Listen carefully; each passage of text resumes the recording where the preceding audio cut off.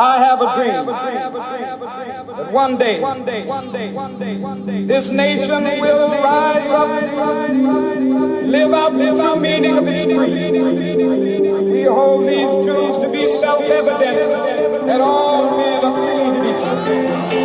La France n'est pas schismatique, elle est révolutionnaire.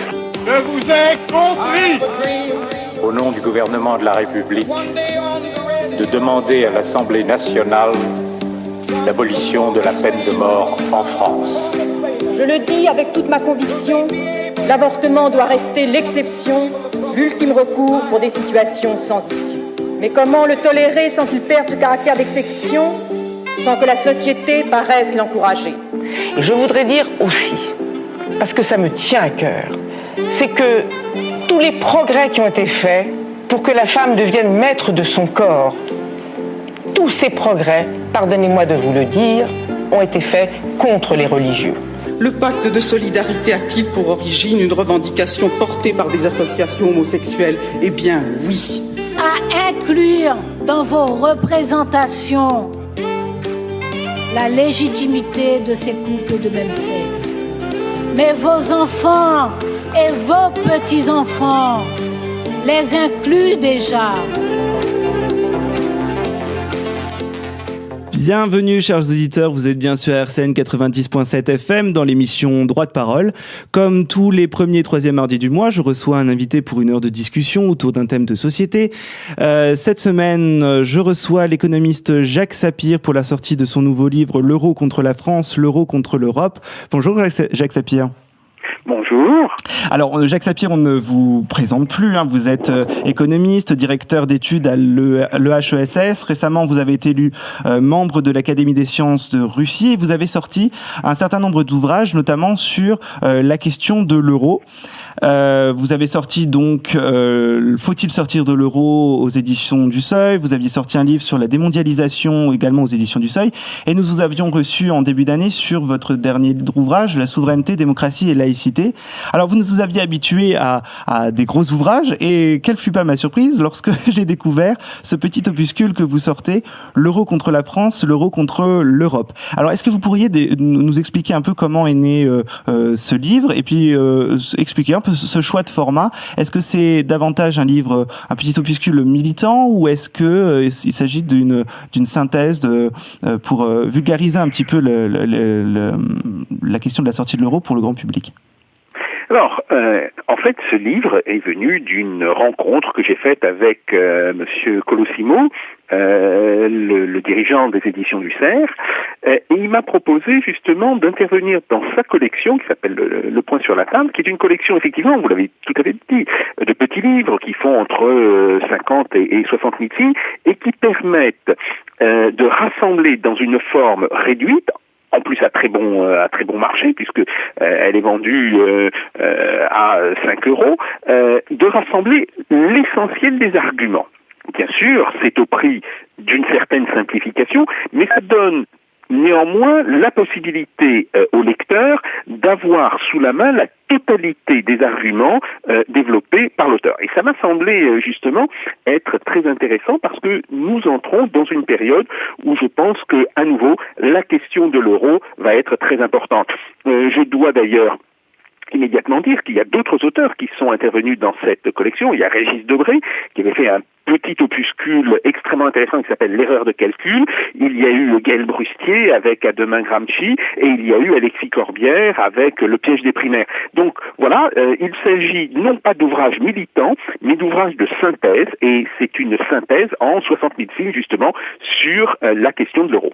Alors c'est très intéressant parce qu'effectivement le débat est donc bien posé, vous résumez l'ensemble des arguments, vous partez des origines de l'euro, vous nous expliquez en quoi l'euro aujourd'hui plombe l'économie française puis l'économie européenne et vous vous engagez sur la question de la sortie de l'euro. Alors moi je vois ce livre, si vous voulez, comme un livre qu'il faut mettre en parallèle avec votre blog qui est très alimenté, très sourcé sur ces questions économiques. Alors vous posez 4 problèmes dans ce livre. Alors, vous posez la question des arguments et des mensonges, donc de ceux qui nous ont vendu l'euro à l'époque, les dégâts que l'euro inflige à la France, les dégâts qu'il inflige à l'Europe, et donc ça sortit. On va peut-être aborder ces 4 points et commencer par les origines de l'euro et sur les arguments qui ont été développés pour sa mise en circulation. C'est un débat évidemment qui est très technique. L'idée pendant ces 45 minutes que nous avons ensemble, c'est de poser le problème de la façon peut-être un peu plus simple pour être compris de tous. Alors sur les origines de l'euro. Alors, si vous voulez, sur la question des origines, 2 choses extrêmement importantes. Tout d'abord, il faut savoir que l'euro s'enracine dans une très vieille idée, qui est l'idée de faire une Europe fédérale, en fait, constituer l'équivalent des États-Unis en Europe, ce qu'on appelle les États-Unis d'Europe. C'est une très vieille idée. Il faut rappeler que, par exemple, Victor Hugo s'était pris de passion pour cette idée vers 1868-1870. Et pour ce faire, évidemment, on se dit, il faut qu'il y ait une monnaie unique dans l'Europe. Or, en réalité, cela pose la question de savoir est-ce que les peuples européens sont prêts à accepter ce qu'on appelle une Europe supranationale. On sait que ce n'est pas le cas. On sait que chaque fois que l'on a posé démocratiquement, que ce soit dans un vote, dans un référendum, la question de la possibilité d'institutions supranationales, ça a été refusé par les peuples. Donc, il y a la nécessité, en fait, d'avancer masqué et d'avancer justement par le biais de la monnaie. Ça, c'est le premier point. Le deuxième point, c'est que il y a effectivement tout un courant d'économistes, et ça depuis fort longtemps, puisque on peut repérer que les premiers textes sur cette question datent des années 60, du début des années 60, en particulier avec Mundell, avec Fleming, avec d'autres, qui disent, qu'est-ce que serait une zone monétaire optimale? Alors, ils décrivent les conditions de cette zone monétaire optimale et ils en déduisent que, ça serait un gros avantage. On passe très souvent sur l'ensemble des conditions, mais ces conditions sont en fait extrêmement exigeantes. Il faudrait que le capital se déplace de manière parfaite dans cette zone, que le travail se déplace aussi de manière parfaite. Autrement dit, vous travaillez à Paris et puis demain il y a un emploi en Allemagne, hop, vous déménagez, vous allez vous installer en Allemagne. Et puis après-demain il y a des emplois qui se créent, je ne sais pas, moi en Italie, hop, vous redéménagez en Italie. On voit bien que c'est pas possible, mais néanmoins c'est ça un petit peu, la base théorique du modèle. Or, à partir de ces modèles, il y a des économistes qui ont fait des calculs et le problème, c'est que ces calculs, ils sont ce qu'ils sont, mais ils ont été quand même faits dans des conditions extraordinairement favorables à l'euro, c'est-à-dire que ils n'ont pas été très regardants sur les hypothèses, et ils sont arrivés à l'idée que l'euro allait créer une vaste zone de prospérité. Et c'est ça ce qui a été vendu, en fait, à la fois aux hommes politiques et au public. Le problème, c'est que ces calculs ont été refaits après plus sérieusement. Je ne dis pas que les économistes qui les avaient faits n'avaient pas été sérieux, je dis simplement qu'ils avaient pris les hypothèses de très loin les plus favorables. Donc, ces calculs ont été refaits avec des hypothèses quand même beaucoup plus sérieuses, et on s'est rendu compte qu'il n'y avait aucun avantage à la fameuse zone monétaire optimale. Donc, c'est la rencontre entre ces deux idées, cette idée politique obligée d'avancer masquée parce qu'elle est rejetée à chaque fois qu'il y a un vote, et cette idée économique qui est tordue, qui est quand même très manipulée à des fins politiques, qui nous a donné l'euro. Alors, vous expliquez très bien dans votre ouvrage que l'idée de l'euro, effectivement, est une idée ancienne, déjà dès les années 60 avec le rapport Werner.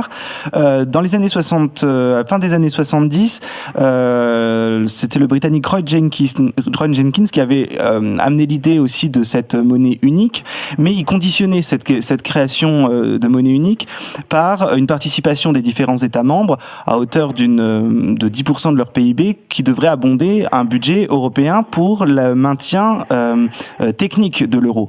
Or, ce n'est pas ce qui a été fait, et puisque les pays, les États ont refusé de participer à ce point financièrement à la création de l'euro, et pourtant on a créé la monnaie unique en sachant que le budget pour sa mise en circulation n'était pas suffisant. Comment vous l'expliquez ? Alors, il y a deux explications qui d'ailleurs se combinent.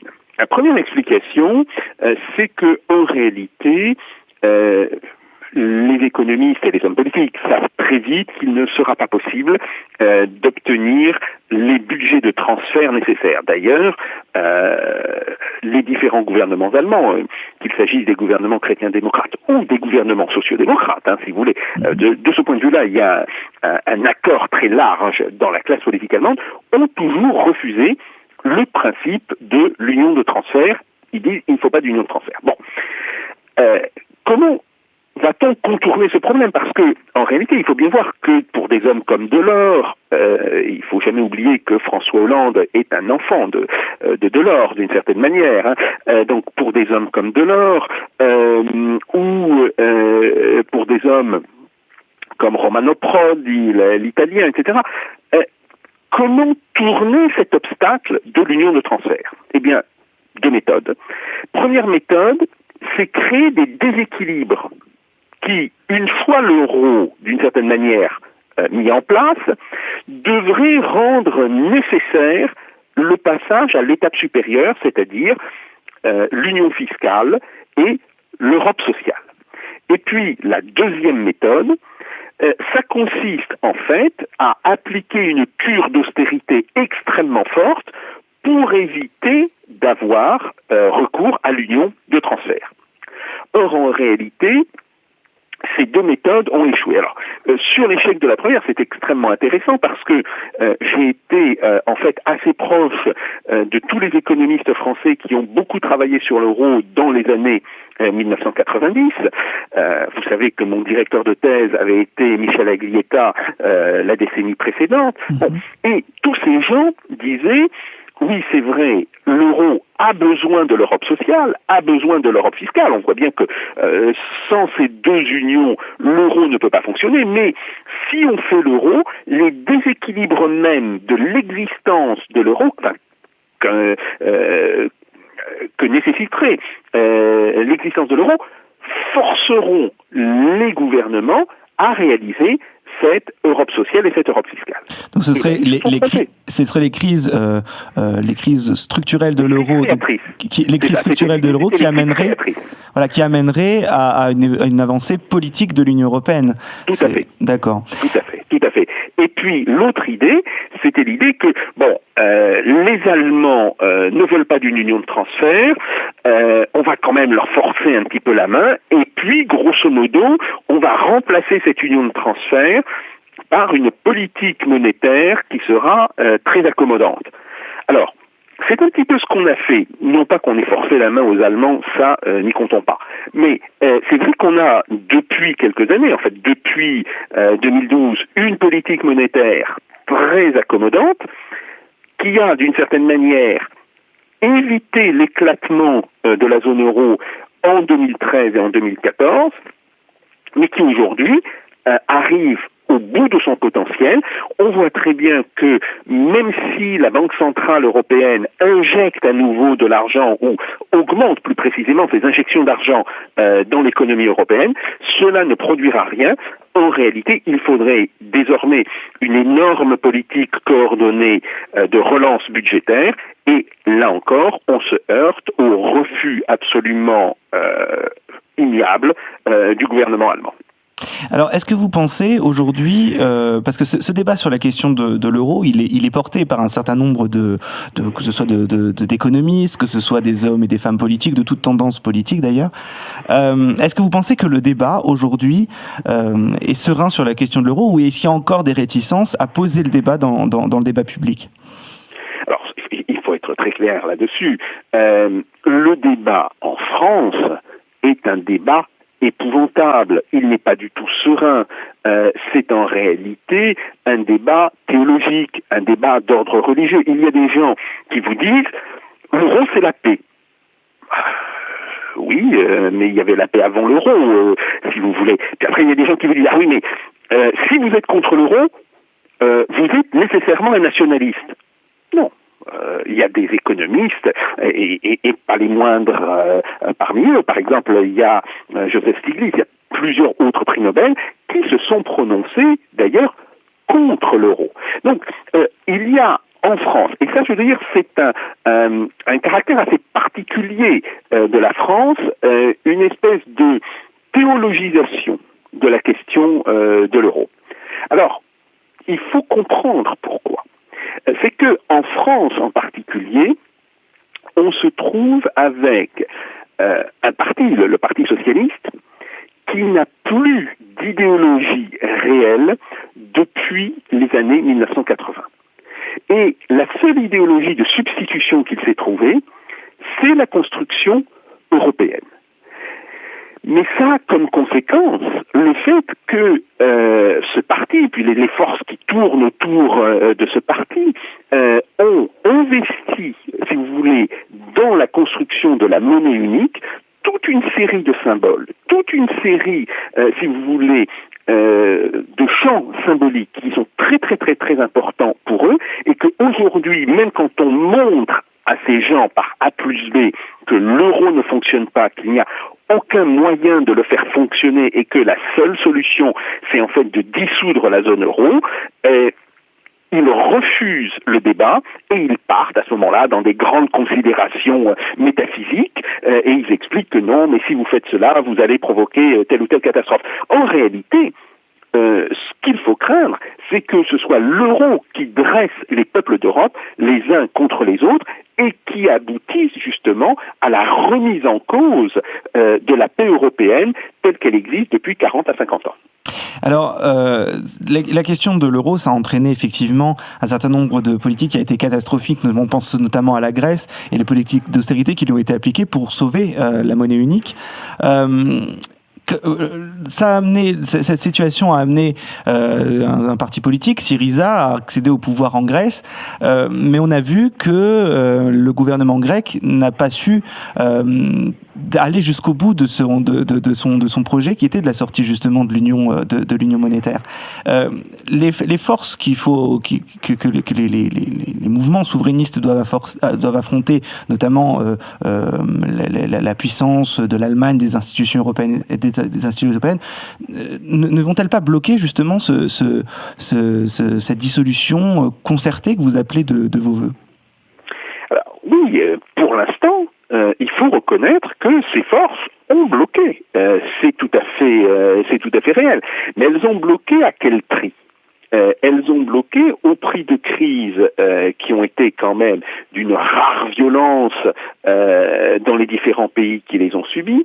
Elles ont bloqué la question d'une dissolution de l'euro au prix aussi d'un chômage, d'une perte de croissance extrêmement forte dans beaucoup de ces pays. Bref, elles ont bloqué la question de la dissolution de l'euro, mais elles l'ont bloqué au prix justement d'un désastre économique qui a été tout à fait important. Donc aujourd'hui, on est en fait au bout de cette question. On voit très bien que on ne pourra pas aller plus loin. Il va falloir, à un moment donné, que l'on agisse. Il va falloir que l'on prenne des décisions, et autant que possible, des bonnes décisions. Donc, cette question, elle est évidemment tout à fait essentielle. Et cette question, en réalité, elle pose le problème de la capacité des dirigeants européens à sortir de la politique de déni qui a été la leur. Et pourtant, quand on interroge encore aujourd'hui, même ne serait-ce que les gens, la population, ça reste un point qui est extrêmement problématique pour eux parce qu'ils n'adhèrent pas encore à cette idée de sortie de l'Union européenne, de la monnaie unique, parce qu'ils ont peur. Ils ont peur de l'incertitude que cela provoquerait. Est-ce que vous pouvez peut-être expliquer si demain nous devions effectivement envisager une sortie de l'euro, déjà est-ce que ce serait une sortie unilatérale d'un pays qui entraînerait la chute de la monnaie unique, ou est-ce qu'on peut envisager encore une sortie concertée, et si oui, selon quelle modalité? Alors, vous avez tout à fait raison de dire, il y a effectivement une très grande crainte. Cette crainte est d'ailleurs, je dirais, entretenue par les partisans de l'euro, qui, en réalité, n'ont plus comme seul argument que la peur. Si vous voulez, ça c'est très très symptomatique. C'est d'ailleurs, d'une certaine manière, la même stratégie qu'ils avaient utilisé à propos du Brexit, ce que mes collègues anglais appelaient le Project Fear, c'est-à-dire le projet peur, et on voit bien d'ailleurs que là, cette peur, je dirais, cette volonté d'une certaine manière de créer, d'entretenir la peur, elle est extrêmement importante chez tous les partisans de l'euro. Alors, qu'est-ce qu'une sortie de l'euro provoquerait comme situation? Tout d'abord, si on prend... Alors, il faut d'abord dire une chose, c'est que s'il y a une sortie de l'euro, même si elle est unilatérale de la part du gouvernement français ou du gouvernement italien, cette sortie de l'euro deviendra très rapidement générale. Parce qu'on voit bien que un pays de la taille de la France ou de l'Italie ne peuvent pas sortir de l'euro sans en même temps immédiatement déstabiliser l'ensemble des pays de la zone, déstabiliser en fait l'ensemble du cadre de l'euro. Donc, d'une certaine manière, que l'on sorte, que l'on se décide de sortir seul, ou que l'on se décide de sortir ou de dissoudre, on aboutira à la même situation, c'est que, en réalité, on aura bien une sortie généralisée. Alors après, il faut se poser la question, évidemment, quelles seront les conséquences? S'il y a une sortie généralisée, il faut voir immédiatement les effets sur la valeur des monnaies. Et on voit à ce moment-là que il y a des monnaies qui vont baisser, par exemple le franc ou la monnaie française, qui s'appellera très probablement le franc, mais c'est aussi vrai, par exemple, pour la monnaie italienne, la lire, et puis il y a des monnaies qui vont augmenter, comme le Deutschmark. Alors, ce qui va se passer, si vous voulez, pour un consommateur, qui est en même temps d'ailleurs un travailleur, c'est que du jour au lendemain, ces euros deviennent des francs. Bon, ok, il n'y a pas de vrai problème. Il se retrouve avec le même salaire en euros qu'en francs. Par exemple, admettons qu'il gagnait 1400 euros de salaire net par mois, mais il gagnera 1400 francs de salaire net. Donc, une parité, un nouveau franc, un euro. Voilà. Il paiera le même loyer, il aura les mêmes dettes, car les dettes seront immédiatement transformées de l'euro en francs, et il aura la même épargne. Parce que, si vous voulez, s'il a des comptes sur livret, un compte épargne logement, si vous voulez, ce genre de choses, eh bien, à ce moment-là, immédiatement, on voit que ces comptes sont redénominés en euros. Alors, prenons notre personne et essayons de regarder qu'est-ce qui se passe au niveau de la France. Au niveau de la France, on voit très bien que le franc baisse de 6 à 10%. Admettons qu'il baisse de 10%. La lire baisse à ce moment-là probablement de 15, peut-être de 18%. Et en même temps, le Deutschmark se réévalue de 20, peut-être plus, peut-être 25 ou 30%. C'est en réalité d'ailleurs le point sur lequel il y a aujourd'hui les plus grandes incertitudes, c'est l'ampleur de la réévaluation du Deutschmark. Bien. Donc, notre personne sort et puis elle va acheter son pain. Rien n'a changé. Elle va payer le pain exactement au même prix qu'elle le payait avant. Elle va au supermarché et elle se décide à ce moment-là à acheter des produits alimentaires. Alors, si elle achète des pâtes faites en Italie, ces pâtes vont valoir moins cher, puisque la lire italienne aura plus dévalué que le franc. Si elle achète des saucisses allemandes, ces saucisses, elles, vaudront nettement plus cher.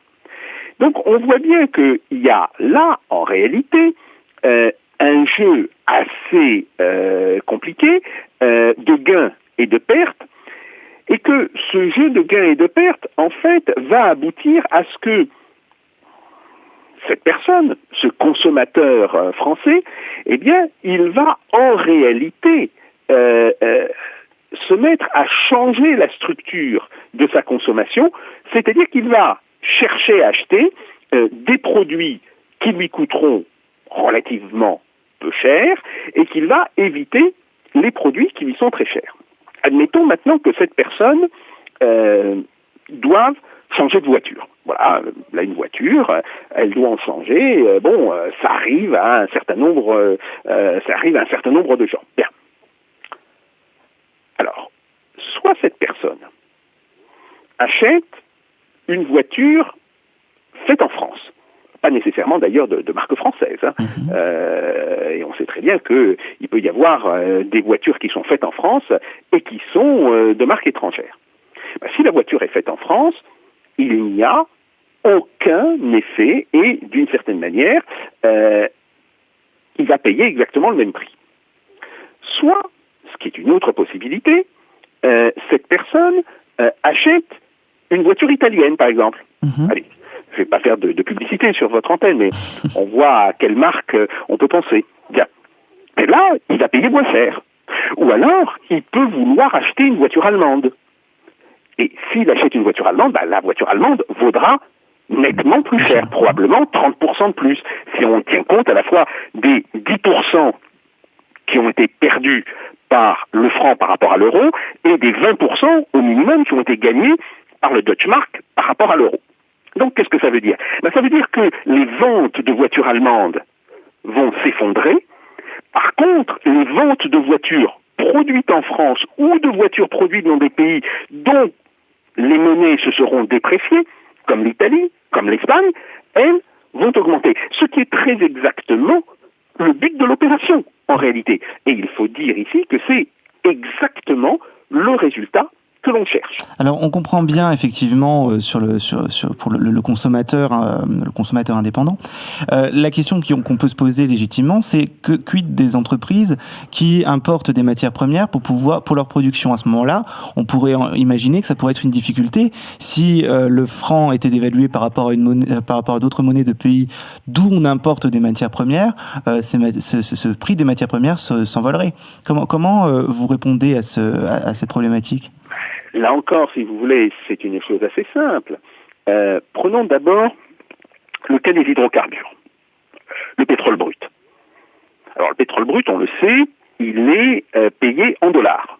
Il n'est pas payé en Deutsche Mark, il n'est pas payé en euros, il est payé en dollars. Donc ça veut dire que le prix du pétrole brut augmenterait de 10%. Bon.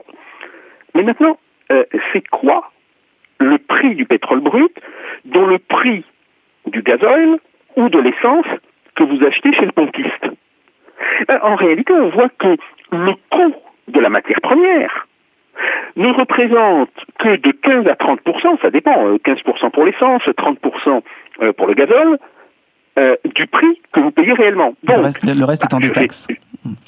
Quoi? Le reste étant des taxes, effectivement. Le reste, ce sont des taxes, sont aussi des coûts de transformation, si vous voulez. Vous avez une raffinerie en France, elle a des coûts, et vous savez que vous n'utilisez pas du pétrole brut directement dans le moteur de votre voiture. Bon, donc, on fait une règle de 3 et on se rend compte que sur l'essence, ça ferait augmenter l'essence de 1,5%, et ça ferait augmenter le prix du gazole de 3%.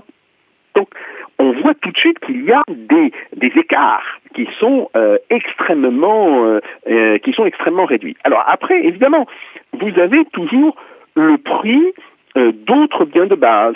Alors, certains de ces biens de base augmenteraient dans la mesure, si vous voulez, où vous auriez évidemment cette augmentation liée à la dépréciation de la monnaie française, mais là encore, il faut savoir que le prix moyen, ou plus exactement, le poids moyen de ces produits de base dont le prix d'une production française, eh bien, il est entre 30 et 40%. Ce qui veut dire que, globalement, la hausse des prix induite par l'euro sur les produits d'origine directe ou indirecte étrangère, c'est-à-dire non pas sur les produits produits entièrement en France ou sur les services entièrement en France, serait de l'ordre de 4%. Alors, après, on fait un calcul pour savoir quelle est la part des produits, si vous voulez, et des services qui sont entièrement faits en France, ceux dont le prix, évidemment, ne bougerait pas, et on voit que ces produits, ou ces services, plus précisément, représentent quand même, grosso modo, 40 à 50% de la consommation. Donc, ça veut dire que l'on aurait, en réalité, une hausse de, disons, 4% sur 50%, c'est-à-dire de 2%.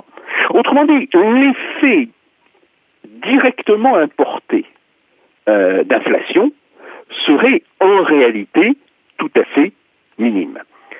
Par contre, ce qui est très intéressant, c'est de regarder quel serait l'impact, si vous voulez, de cette dépréciation de la monnaie sur, en particulier, à la fois les importations, mais aussi sur le marché intérieur, parce que beaucoup de produits étrangers viennent en concurrence, et c'est tout à fait normal, si vous voulez, je ne dis pas que ce soit quelque chose qu'il faille changer, viennent en concurrence, justement, des produits fabriqués en France. Et là, on voit que le gain des producteurs français serait considérable. Et ça nous avait permis, avec des collègues, de calculer un petit peu quel serait le gain en emploi d'une sortie de l'euro. Et le résultat qu'on avait trouvé était quand même extrêmement intéressant, puisque on montrait que une sortie de l'euro entraînerait une réduction du chômage, ou plus précisément un accroissement net de l'emploi qui pourrait être entre 1,5 million et 2 millions de personnes, grosso modo, dans les 3 ans qui suivent cette mesure. Donc, si vous voulez, c'est là où on voit tout l'intérêt qu'il y aurait, effectivement, à sortir de l'euro. Alors, cette question de l'euro, c'est une question qui revient effectivement dans l'actualité, puisque hier a eu lieu en Italie le vote sur le référendum lancé par Matteo Renzi, qui a été rejeté par la population italienne. Vous avez eu un entretien avec le Figaro Vox récemment, et vous envisagiez cette possibilité. Vous dites que ce vote italien, en cas de rejet, pourrait amener éventuellement une sortie de l'Italie de la zone euro. Est-ce que vous pourriez nous expliquer un petit peu comment vous liez cette question de l'euro à ce référendum, et si effectivement vous pensez toujours que une sortie de l'euro par l'Italie serait envisageable aujourd'hui? Alors, premier point, si vous voulez, il est clair que l'échec du projet de réforme de Matteo Renzi ouvre une période de très grande instabilité politique en Italie. Bon, ça, je pense que tous les commentateurs en sont conscients, tout le monde l'a compris, on va au-devant d'une situation qui va être extrêmement troublée. Deuxièmement, si cette situation aboutit à court ou à moyen terme à des élections, et je pense plutôt qu'on aura des élections à un moment donné en 2017, mais on n'aura pas des élections tout de suite. Bien, je peux me tromper, mais tel que je connais la vie italienne, la vie politique italienne, je pense qu'il y aura une certaine réticence à procéder à des élections immédiates. Bien. On sait qu'il y a désormais une forte probabilité pour qu'arrivent majoritairement au Parlement des partis qui sont eurosceptiques. Alors qu'il s'agisse du Movimento 5 Stelle de Beppe Grillo, le mouvement 5 étoiles, ou qu'il s'agisse du mouvement de M. Salvini, la Ligue du Nord, mais l'un et l'autre de ces mouvements, en fait, sont très largement contre l'euro. On sait aussi, d'ailleurs, que cette opposition à l'euro, elle est maintenant plus ou moins partagée, y compris dans le parti de centre-droit Forza Italia, qui est l'ancien parti de Silvio Berlusconi, et que, d'une certaine manière, Berlusconi est intellectuellement prêt. Alors, il ne le dit pas ouvertement, mais il est intellectuellement prêt, en réalité, à l'idée de sortir de l'euro. Bon. Qu'est-ce qui va se passer? Admettons que l'Italie, qui est étranglée par l'euro, car en réalité, si vous voulez, et on le voit bien, la mauvaise santé de l'économie italienne dure maintenant depuis plus de 15 ans. C'est cette mauvaise santé qui provoque la crise bancaire. Toute la question des dettes non remboursées qui se sont accumulées dans les comptes des banques italiennes, elles viennent en réalité de la crise économique. Donc admettons que l'Italie se pose la question d'une sortie de l'euro. Alors on peut dire oui, c'est pas parce que les Italiens le font qu'on sera obligé de le faire.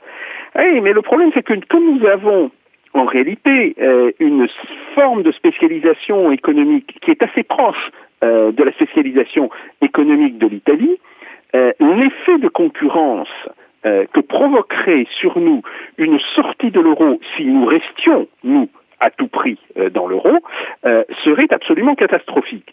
Alors, je l'ai estimé d'ailleurs dans cet article, et j'ai dit, voilà, admettons que M. Fillon, à la fois, mette en place son projet économique et que l'on ait les effets d'une sortie de la zone euro de l'Italie sans que la France n'adopte cette politique, eh bien, ça pourrait provoquer, dans la première année, un accroissement d'environ 500 à 700 000 chômeurs et probablement 300 à 500 000 l'année suivante. Ça serait un choc, si vous voulez, d'une ampleur absolument gigantesque sur l'économie française. Et ce choc, et ça j'en suis absolument persuadé, ne pourra pas être digéré et il y aura de plus en plus de voix qui s'élèveront à ce moment-là en France pour dire, écoutez, voilà, on peut pas, il faut nous aussi sortir de la zone euro. Donc ça veut dire que, en un sens, le vote de hier en Italie, le vote, donc il faut rappeler qu'il a été acquis avec une très large majorité. Il y a eu pratiquement 60% de vote non à ce référendum. Donc c'est pas, si vous voulez, on n'est pas dans le cas d'un 52-48, hein, on est à grosso modo 60-40 dans la répartition des votes. Ce vote non va avoir des conséquences extrêmement importantes sur la situation politique en France, parce que, en un sens, ça dévalorise complètement le discours qui était tenu à la fois par M. François Fillon, mais aussi par exemple par quelqu'un comme Emmanuel Macron. L'un et l'autre disaient « Ah, mais regardez ce que fait Monsieur Matteo Renzi. Monsieur Matteo Renzi a su réformer l'économie italienne, donc nous allons nous imiter d'une certaine manière ce qu'a fait M. Matteo Renzi. M. Matteo Renzi n'a pas du tout réformé l'économie italienne, il l'a étranglée. Et c'est d'ailleurs cela que les électeurs italiens lui ont fait payer dans le référendum. Comme il avait eu la bêtise de dire si vous votez non, je m'en vais, les Italiens ont dit « Ah bon, bah, si c'est comme ça, bah, tiens, on va voter non, comme ça tu vas t'en aller. » Donc là, on voit que, en un sens, ça remet complètement en cause les stratégies économiques à la fois de la droite, mais aussi du centre-gauche. Et c'est d'ailleurs pas un hasard, si vous voulez. Cette stratégie économique, elle était menée en Italie par un dirigeant de centre-gauche, par quelqu'un qui était d'une certaine manière l'équivalent de François Hollande. Donc on voit que là, c'est quelque chose qui va avoir des conséquences extrêmement importantes sur la vie politique française. Est-ce qu'on pourrait aussi s'imaginer que l'Allemagne n'accepte plus, à un moment donné aussi, de venir abonder au soutien des difficultés d'autres pays, puisque finalement l'Italie, vous l'avez rappelé, dans une situation économique catastrophique, plus de 16 ans sans croissance, une légère croissance au début des années 2000, mais qui a vite été absorbée par les années suivantes. Est-ce que finalement, ce serait pas par l'Allemagne qu'on pourrait envisager cette sortie? Juste une dernière question aussi, parce qu'on va manquer de temps, il nous reste 5 minutes. Est-ce que vous pensez encore qu'aujourd'hui on pourrait envisager non pas un euro monnaie unique, mais un euro monnaie commune, comme ça avait pu être envisagé par certains?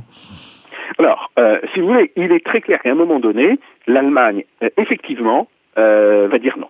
L'Allemagne va dire, on ne veut plus maintenant continuer à payer, ou plus exactement, si vous nous demandez de payer plus, on ne le paiera pas.